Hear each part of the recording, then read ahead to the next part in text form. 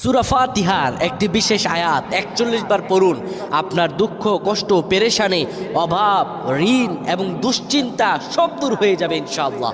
কোনো ব্যক্তি যদি সূরা ফাতিহার এই বিশেষ আয়াতটি ৪১ বার পড়ে আর যদি বলে, আল্লাহ আমি অভাবে আছি, আপনি অভাব দূর করে দেন, আমি রিজিকে আমার সমস্যা, আমার রিজিক বৃদ্ধি করে দেন, আল্লাহ আমার সংসারে শান্তি নেই, আপনি শান্তি দেন, আমার স্বামী কথা শুনছে না, আল্লাহ শোনায়া দেন।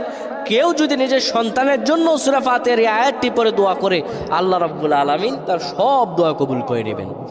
পড়তে হবে কিভাবে? প্রথমে অজু করে নেবেন। অজু করার পরে সুন্দরভাবে কেবলামুখী হয়ে যাবেন।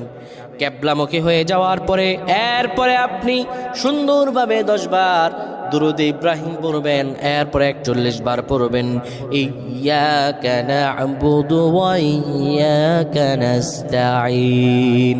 ইয়্যাকা না'বুদু ওয়া ইয়্যাকা নাস্তাঈন ৪১ বার পড়বেন। এরপর আবার